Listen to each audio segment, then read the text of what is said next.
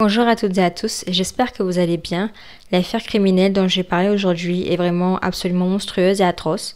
Et si vous êtes sensible, je ne vous conseille pas de l'écouter parce qu'elle va parler de castration, de mutilation, de cannibalisme, de corps démembrés. Voilà, c'est vraiment des sujets assez difficiles. Donc si vous êtes très sensible, faites attention à vous et c'est parti. Omaima Hari est née en 1968 et elle a grandi dans un village assez pauvre dans le sud de l'Égypte. Elle a connu une enfance assez difficile car son père était un homme violent. Il abusait régulièrement de sa mère et d'elle. C'était un tyran et l'ambiance à la maison était vraiment pesante. Il la torturait fréquemment, allant jusqu'à lui imposer une excision. Sa mère, fatiguée des abus, a trouvé le courage de se séparer de son père. La mère et la fille ont pu se libérer de l'emprise du patriarche violent, mais cela les a mis dans une situation financière très difficile puisqu'elles ont dû vivre dans une grande pauvreté. Elles ont habité dans un bidonville au Caire, surnommé la ville des morts, puisque c'était un endroit où des cabanes ont été construites dans le cimetière parmi des pierres tombales. La vie était très précaire pour les deux jeunes femmes. À 18 ans, Omaima a rencontré un travailleur du pétrole d'origine américain avec qui elle a commencé à avoir une aventure. Sa mère lui a suggéré d'épouser l'homme et de le suivre aux États-Unis afin de sortir de la pauvreté et d'avoir un meilleur avenir. Omaima a suivi ses conseils et elle a déménagé aux États-Unis en 1986 avec son compagnon qui est devenu son mari. Mais le mariage ne va pas durer et le couple se sépare rapidement. Omaima doit alors trouver un moyen de subvenir à ses besoins. Elle se retrouve alors à faire des emplois de femme de ménage ainsi que de nounou. Puis, elle va commencer à obtenir des petits contrats en tant que mannequinat grâce à sa beauté. Mais elle est souvent confrontée à la barrière de la langue puisqu'elle ne parle pas très bien anglais. La jeune femme a aussi tendance à jouer de ses charmes afin de séduire des hommes aisés. Elle séduisait les hommes et finissait par les escroquer. Elle a vécu comme ça pendant un long moment et elle a enchaîné les aventures par intérêt. Et à 23 ans, elle a rencontré William Bill Nelson, un pilote âgé de 56 ans. Très rapidement, l'homme tombe sous son charme. Il faut savoir que Bill Nelson, ce n'est pas un homme totalement innocent non plus. Il a déjà été impliqué dans du trafic de drogue. En fait, avant de faire pilote, Bill a été reconnu coupable de contrebande de marijuana des années plus tôt. Et il était en liberté conditionnelle pour une condamnation pour trafic de drogue en 1984. En plus de cela, il utilisait son travail de pilote afin de porter illégalement de l'électronique en direction du Mexique. C'est un homme aisé et sûr de lui. Omaima voit en lui la chance d'un avenir beaucoup plus radieux.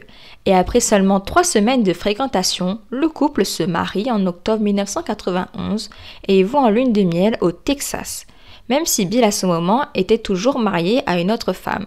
En fait, sa première femme s'appelle Catherine et elle lui a demandé le divorce, mais ils ne l'ont jamais vraiment officialisé. Tout semblait bien se passer pour le couple et Omaima profitait d'une vie aisée et Bill profitait de sa jeune épouse. La vie a continué et Thanksgiving approchait. Bill a alors eu l'idée d'inviter sa fille Margaret à dîner avec eux afin de passer du temps ensemble. Bill était aux anges et il se disait très heureux avec sa femme. Mais sa fille, elle a refusé l'invitation car elle n'avait pas du tout confiance en sa nouvelle belle-mère, qui pour elle était beaucoup trop jeune pour son père. Elle a dû sentir que ce n'était qu'une profiteuse.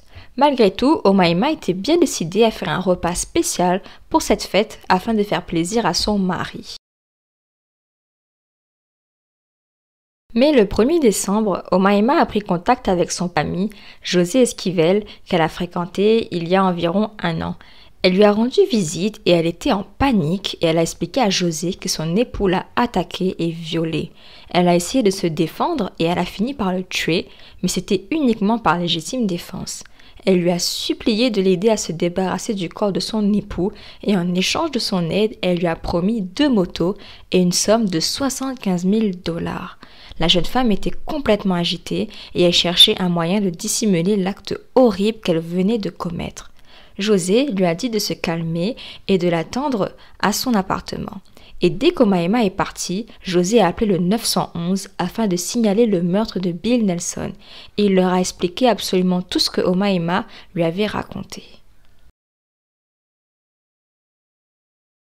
Heureusement, la police a pris cette déclaration très au sérieux et s'est immédiatement rendue au domicile d'Omaima et de Bill qui se situe à Costa Mesa en Californie. Et autant vous dire que les policiers n'étaient pas prêts pour ce qu'ils allaient découvrir. En pénétrant dans la maison du couple, ils sont tombés sur une véritable boucherie. Il y avait des sacs poubelles au sol et lorsqu'ils les ont fouillés, ils contenaient des restes humains. Puis dans la chambre se trouvait un matelas rempli de sang et dans la salle de bain, suspendu à des cintres, se trouvait un torse humain mutilé. Et les murs et les sols du domicile étaient imbibés de sang. Les policiers étaient complètement choqués et bouleversés. Et au milieu de cette boucherie se trouvait Omaima extrêmement calme. Les policiers lui ont demandé qu'est-ce qui s'était passé ici et à qui appartenaient ces bouts de corps.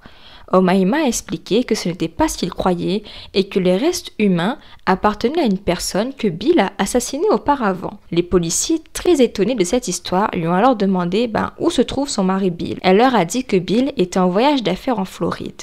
Autant vous dire que les policiers n'étaient pas du tout convaincus de cette histoire. Ils ont alors continué de fouiller l'appartement.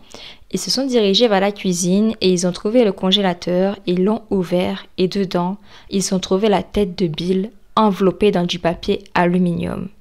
Ils ont également fait une enquête de voisinage et ce qu'ils ont entendu faisait froid dans le dos. Les voisins ont déclaré avoir entendu la poubelle de Bill grincer à plusieurs reprises pendant des jours, ce qui veut dire qu'Omaima a essayé de se débarrasser des restes humains de son mari en les jetant à la poubelle.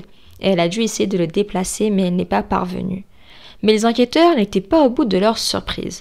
Lorsqu'ils ont recueilli la tête de Bill, ils ont découvert sur son visage des brûlures, comme si que l'on l'avait plongé dans une cuve d'huile bouillante.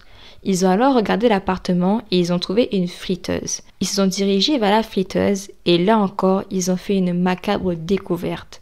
Dans la friteuse, ils ont trouvé 2 mains mélangées à des morceaux de dinde. Mais après plusieurs fouilles, il manquait encore des bouts du corps de Bill Nelson. Les policiers sur place ont également trouvé des restes dans une valise et dans la corvette rouge de Bill. Omaima Nelson a été arrêtée pour meurtre le 2 décembre 1991. Les enquêteurs ne parvenaient pas à comprendre comment cette femme, qui semblait vivre une vie paisible avec son époux, a pu le tuer et le démembrer de la sorte. Ils n'arrivaient pas à comprendre une telle violence. Ils ont interrogé à plusieurs reprises Omaima afin d'avoir des explications. Elle a expliqué avoir assassiné son mari car à plusieurs reprises, il a été très violent avec elle et a abusé d'elle physiquement et sexuellement. Elle a fini par dire également ce qui s'était passé. Alors le 28 novembre 1991, Omaima et Bill étaient chez eux. Elle a affirmé que Bill l'avait sexuellement agressée et qu'après cet abus, elle a pris un ciseau et elle l'a poignardé, puis elle a saisi un fer à repasser et elle a frappé à plusieurs reprises. Elle a alors fini par l'assassiner avec ses coups et elle a alors commencé à le démembrer. Elle a décidé de faire cuire sa tête et de faire bouillir ses mains afin d'éliminer ses empreintes digitales. Elle a ensuite mélangé des parties de son corps avec des bouts de dinde et a jeté d'autres parties dans une poubelle. Mais la barbarie ne s'arrête pas là. Elle a confié avoir également castré son mari afin de le punir pour ses agressions sexuelles. Les enquêteurs sont restés stupéfaits devant une telle boucherie, ils n'en revenaient pas des propos de la jeune femme. Et elle va déclarer à ce propos les mots suivants: « Si je n'avais pas défendu ma vie, je serais morte. Je suis désolée que cela soit arrivé, mais je suis contente d'avoir survécu. Je suis désolée de l'avoir démembré. » Comme je vous l'avais dit, il manquait encore des bouts du corps de Bill Nelson et la police, elle ne parvenait pas à savoir où sont passés ces restes manquants. Omaima a été examinée par des psychiatres et elle a fini par les confier quelque chose de vraiment glaçant. Elle leur a confié avoir enfilé une robe rouge avec des chaussures assorties et mis du rouge à lèvres le soir-là, puis elle a cuisiné les côtes de son mari Bill avec de la sauce barbecue et que c'était délicieux. Elle a dit à ce propos les mots suivants: « C'était tellement sucré et que rien n'était plus doux que le goût de la chair de son mari. » Mais peu de temps après, elle va retirer ses propos et elle va complètement nier avoir mangé son époux. Un an plus tard, soit le 1er décembre 1992, son procès débute alors et elle fait face à une accusation de meurtre au 2e degré et d'agression de son ancien petit ami car Omaima avait menacé un ancien copain avec un fusil, mais je vais revenir là-dessus plus tard. Lors de son procès, on a mis en avant son enfance difficile au Caire et le fait qu'elle a vécu des mutilations génitales. Les rapports sexuels étaient traumatisants et douloureux pour Omaima et elle a expliqué que la douleur s'était aggravée après les agressions sexuelles douloureuses subies durant son mariage. Elle a été diagnostiquée comme étant psychotique et souffrant de stress post-traumatique. Le psychiatre qui a examiné Omaima, qui s'appelle David Schaffner, a déclaré n'avoir jamais vu un cas comme celui d'Omaima et qui pense qu'elle a développé des troubles mentaux après les abus physiques et sexuels qu'elle a subis dans son enfance. Mais bien sûr, cela n'excuse pas ses actes atroces.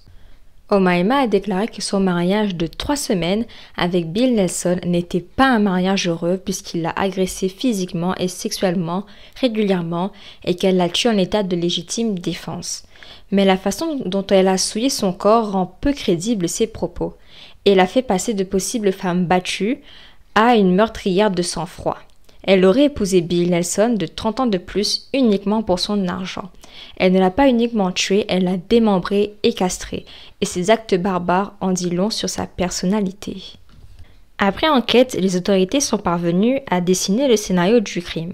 Selon eux, Omaima était en train de séduire son époux et elle l'a emmené au lit pour un jeu sexuel où elle l'a attaché et une fois qu'elle l'a maîtrisé, elle a torturé son époux. Elle l'aurait frappé avec une lampe afin de l'assommer et une fois qu'il était dans les vapes, elle l'a poignardé avec un ciseau et elle a ensuite commis ses actes barbares.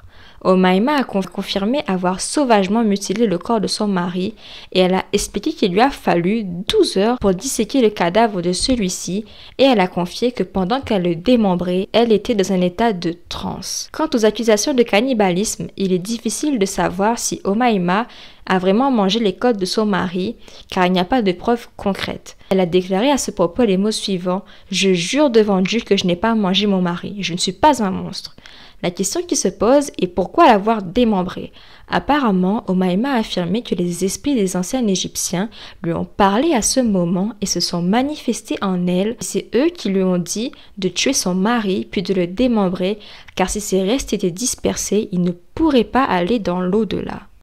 Il faut savoir que ce n'est pas la première fois qu'Omaima Nelson était agressive envers un partenaire. Elle a été accusée d'avoir agressé son ancien petit ami Robert Hanson en 1990 avec une arme à feu. En fait, elle a attaché Robert dans sa maison de Huntington Beach et elle a tenté de le voler sous la menace d'une arme. Ces faits ont été vérifiés par les autorités et oui, ils sont bien vrais. Cela prouve qu'Omaima a agressé son mari Bill par pure intention et non pas par légitime défense.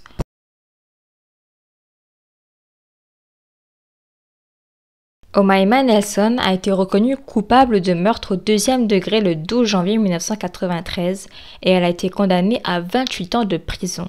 Elle a été reconnue coupable du meurtre de son mari Bill et d'agression sur Robert, mais pas de séquestration et de tentative de vol sur son ancien petit ami. En 2006, Omaima s'est vue admissible à la libération conditionnelle pour la première fois. Elle a déclaré qu'elle était devenue une chrétienne née de nouveau et qu'elle avait de l'amour à redonner, mais sa demande a heureusement été refusée puisqu'elle n'a jamais assumé la responsabilité du meurtre et elle a été jugée comme une menace sérieuse pour la sécurité publique. Elle serait un danger si elle était libérée. En 2011, elle a eu une autre audience de libération conditionnelle, mais elle a été refusée de nouveau. Elle ne pourra pas faire une nouvelle demande de libération conditionnelle avant 2026. Et actuellement, elle purge sa peine dans un établissement correctionnel pour femmes de Chowchilla en Californie. Il faut savoir qu'en prison, Omaima a refait sa vie puisqu'elle a épousé pour la 2e fois un homme de 70 ans qui lui rendait des visites conjugales régulièrement. Et tout se passait bien, mais il est décédé peu de temps avant son audience pour sa libération conditionnelle. Cette affaire a profondément traumatisé les habitants de Costa Mesa et a reçu une grande attention médiatique suite à sa violence et tous les actes barbares qu'elle regroupe. La famille de William Nelson a été profondément traumatisée par sa mort barbare. Alors, quand j'ai entendu cette affaire criminelle, elle m'a profondément choquée et laissée sans voix. Omaima Nelson, c'est une dangereuse criminelle à mon sens, que l'on peut comparer à Jeffrey Dahmer. Et ce qui m'a choquée, c'est bien sûr déjà qu'elle ait tué son époux, mais surtout comment elle l'a démembré et elle l'a castré. Pour moi, C'était vraiment horrible. Le fait qu'elle ait fait cuire des parties de son corps et possiblement manger, ça m'a vraiment choquée et j'en perds mes mots. Pour moi, ce meurtre montre clairement une haine profonde envers les hommes et même si je ne veux pas excuser ces actes barbares, je pense que cette haine provient de son enfance. Elle a un rapport très violent avec les hommes, d'abord avec son père qui l'a mutilée et agressée plusieurs fois. On peut voir aussi qu'elle a toujours abordé les hommes, non pas à travers une relation amoureuse saine on dirait, mais plutôt un moyen de se faire de l'argent. Et je ne sais pas lui trouver des excuses, mais je pense que son enfance a beaucoup contribué à faire d'elle la criminelle qu'elle est devenue aujourd'hui, parce qu'une telle violence ne vient pas de nulle part quand même. Et il est intéressant de voir que même en prison, elle s'est remariée, et je pense que quelque part, elle cherchait aussi l'attention des hommes. Le fait qu'elle ait castré son époux en dit long aussi, c'est comme si qu'elle voulait se venger du mal que les hommes dans sa vie lui ont fait et qu'elle voulait vraiment le punir. Je ne suis pas psychologue, je donne juste mon avis. Et c'est une femme qui a exploité sa beauté et sa sexualité pour déverser sa haine sur les hommes, puisque on pense à ce scénario sexuel comme quoi elle aurait attaché Bill afin de pouvoir l'agresser. C'est une haine qui s'est nourrie en elle depuis longtemps, je pense, puisqu'elle avait déjà tenté d'attaquer son ancien copain Robert. Et je voudrais revenir sur le pauvre Bill Nelson. Je trouve qu'il a eu une fin absolument atroce et monstrueuse. J'espère que sa famille va pouvoir trouver la force de se reconstruire, même si je n'ose pas imaginer le traumatisme que ça a été pour eux d'apprendre la mort de leur fils et les conséquences de celle-ci. Et je suis contre la libération d'Omaima Nelson.